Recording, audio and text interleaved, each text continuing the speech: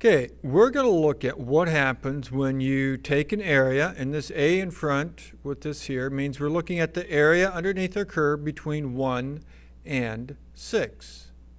So we have our funky looking curve here between 1 and 6.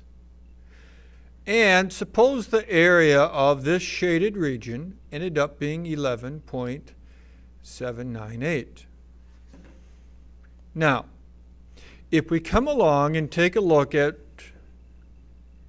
this part right here, we are going to go ahead and try to find our area underneath our curve after we add 2 to it. So this plus 2 is going to just take our total area here and move it up 2 units. Well, this means the area underneath your curve all the way down to the x-axis. So that really leaves us with a rectangle that we are adding in here. So our total area is going to be our yellow area, which is the 11.798, plus the area of our rectangle.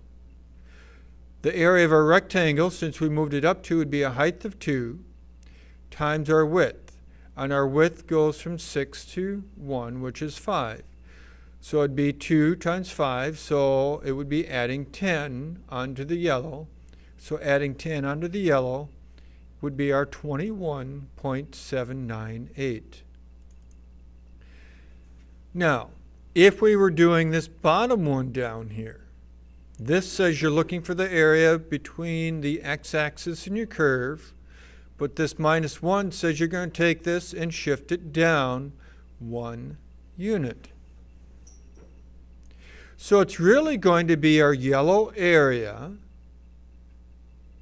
but we still have a rectangle. In this case, our height of our rectangle, since we're going down 1 for our height, is a -1.